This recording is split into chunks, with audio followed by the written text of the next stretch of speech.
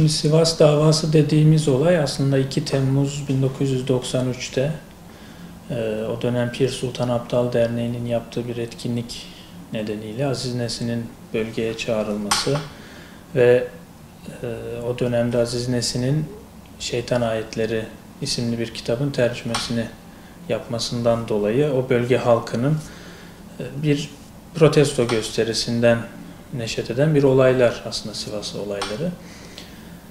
Ancak öncesinde ve sonrasında iş basit bir protestodan çıkıyor ve işin içerisine askerin geldiği, işte herkesin bildiği o yangının çıktığı, kimisinin otel içerisindeki misafirlerin dumandan zehirlenerek hayatını kaybettiği, çalışanların da hayatını kaybettiğini tekim. Çünkü genellikle oteldeki misafirlerin sayısı verilir. Ancak kimse ya da o dönemki medya otel çalışanlarının sayısını bu 33'e eklemezler.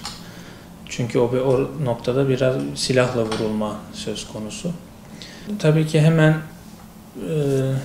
işin yargılama boyutu söz konusu oluyor. Tabii iş o dönemki medya tarafından çok farklı lanse ediliyor. Bu bir kimlik kavgası aracı haline getiriliyor bu durum. Ve yargılama başladığında öncelikle Kayseri bölgesinde bir yargılama yapılıyor. Bu yargılamanın güvenlik gerekçesiyle Ankara'ya alınması söz konusu. Ankara DGM dosyaya bakıyor. Ankara DGM o dönem yaklaşık 90 civarında bir kişi dosyaya dahil ediyor Sivas olayları nedeniyle sanık olarak. Bunların bir kısmı tutuklu, bir kısmı olaydan birkaç gün sonra tutuklanmış, bir kısmı yargılama esnasında tutuklanmış, bir kısmı da tutuksuz yargılananlar şeklinde yaklaşık 90 kişi, 90 sanıkla yargılama başlanıyor. Yargılama tabii adil yargılanma hakkını ihlal eden birçok ihlal içeren bir yargılama söz konusu burada. Bazı sanıklar o bölgede, yani yangının çıktığı bölgede bulunmadıklarını delilleriyle, tanıklarla ispatlamasına rağmen mahkeme bunlara itibar etmiyor. Neticede mahkeme, Ankara DGM bunu ancak yine de adli bir vaka olarak ele alarak 3 ila 15 yıl arasında değişen cezalar veriyorlar. Şu an için bizim tespit ettiğimiz cezaevlerinde 25 kişi, çeşitli cezaevlerinde 25 kişi var. Bunlar 3 ila 15 yıl arasında ceza alıyorlar. Dosya temiz ediliyor. Yargıtay o dönemde bu kişilerin adli bir suçluymuş gibi tırnak içinde değerlendirilemeyeceğini, bu olayın da adli bir vaka olarak değerlendirilemeyeceğini, bunun anayasal düzeni değiştirmeye teşebbüs olduğunu ve bu şekilde yargılanması ve cezalandırılması gerektiğini söyleyerek kararı bozuyor ve ilk derece mahkemeye, DGM'ye geri gönderiyor. O dönem DGM, Ankara DGM bu kararında direniyor.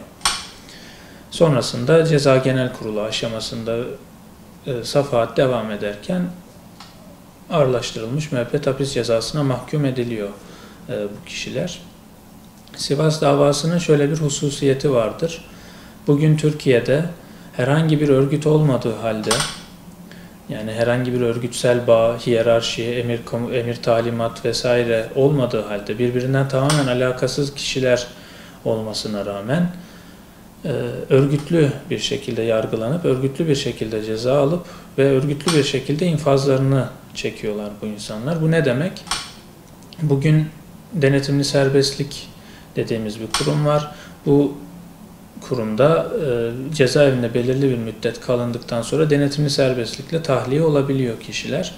Ancak bunun istisnası örgütlü terörde söz konusu. Ağırlaştırılmış müebbet hapis cezalarında bu tip durumlarda ölene kadar, müddetnamelerinde ölene kadar yazar. 28 Şubat yargılamalarının sürecini zaten birkaç yıldır biz ne yönde yargılamalar nasıl yapıldığını anlatıyoruz. Briefingli ve ideolojik yargılamalar söz konusuydu. Ki zaten o dönem Yargıtay'da bu kararlara, bu dosyalara bakan ceza dairesinin neredeyse tamamı bugün cezaevinde. Yani bu bile aslında bu dosyaların kapaklarının yeniden kaldırılması gerektiğini gösteriyor. 28 Şubat kararlarının böyle bir hususiyeti var. Yeniden yargılanması gerekiyor.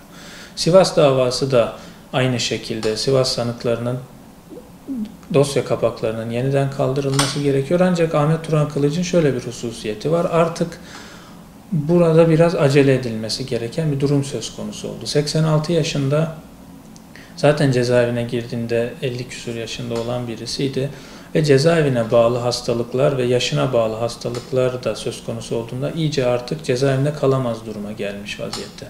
Biz cezaevinde ziyaret ettik kendisini. Kulakları artık iyice duymaz hale gelmiş. Yani biz birkaç soru sormaya çalıştık kendisine. Baktık artık duymuyor ve zaten bir şeyler anlatmak istiyor. Biz kendisini dinledik. Yani biz de nasihatlerini dinledik aslında. Oradaki durumunu anlamaya çalıştık o şekilde. Ve tabii Sivas Devlet Hastanesi tarafından verilmiş bir rapor var. Oradan da heyet raporu. Artık cezaevinde kalacak durumda olmadığına dair bir rapor verildi. Kocamışlık durumu da var yaşına bağlı olarak. Bu kişilerin normalde raporlarının verilip cezaevinden yaştan dolayı tahliye edilmeleri gerekiyor. Ancak Sivas davasının hususiyeti burada devreye giriyor. Maalesef Sivas davası konusu söz konusu oldu. Bu Sivas söz konusu olduğunda herhangi bir inisiyatif, bu yargısal, siyasal vesaire ne olursa olsun inisiyatif almaktan çekinildiğini biz görüyoruz. Çünkü o dönemki sıcak ortam her ne kadar soğumuş olsa da Sivas'la ilgili ne yapılırsa yapılsın bu sıcak ortam tekrar gündeme getiriliyor. Ve herkes yargılamaları katliamla ya da oradaki Sivas olaylarıyla birleştiriyor ve sanki bu insanların yeniden yargılanmasının talep edilmesi o olayları desteklermiş gibi bir şeye sebebiyet veriyor. Halbuki olaylar evet orada insanlar hayatını kaybetti, çok acı bir şekilde hayatını kaybettiler. Ancak bu insanların yargılaması adil, hakkaniyete uygun bir şekilde yapılmadı. Ahmet Turan Kılıç şu anda tek isteği var aslında, bunu herkesten de istiyor. Kendisi cezaevinden bir kere çıkıp hanımının, vefat etmiş hanımının mezarını görmek istiyor ve başında bir Fatiha okumak istiyor. Bize söylediği şey şu: benim artık yaşım geldi, ben Rabbime kavuşmayı bekliyorum ama evde bir kere torunlarımı da görmek istiyorum diyor. Kendisinin böyle bir talebi var. Artık cezaevinde kalacak durumda da değil zaten. Ya bu isteği herhangi bir ya da hakkı olmayan bir şey istemek gibi bir şey değil. Bu kendisinin hakkı ve yeniden yargılamayı da geçersek, çünkü o bir süreç, yeniden yargılama kısmını geçsek bile Ahmet Turan Kılıç özelinde bir an önce sağlığı için, hayatiyeti için cezaevinden tahliyesi gerekiyor, özgür bırakılması gerekiyor ve özgürlüğünde de ona torunlarıyla birkaç gün geçirme ve hanımının mezarında bir Fatiha okuma hakkının verilmesi gerekiyor.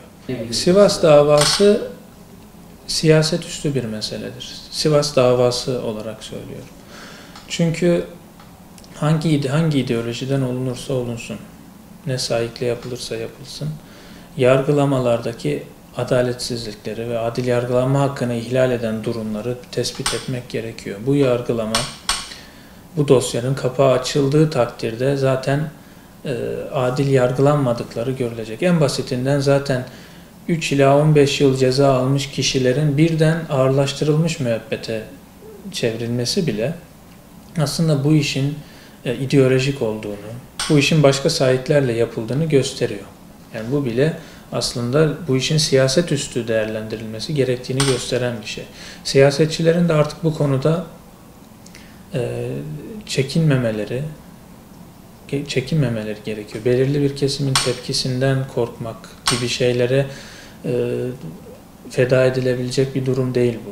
Bir tek Ahmet Turan Kılıç'ın özelinde değil. Yani evet o çok vahim bir tablo şu anda. Ancak 25 kişi orada olmamasına rağmen herhangi bir şekilde yangın görmemesine rağmen veya sadece eyleme gidip slogan atmasına rağmen bugün cezaevinde ölmeyi bekliyorlar.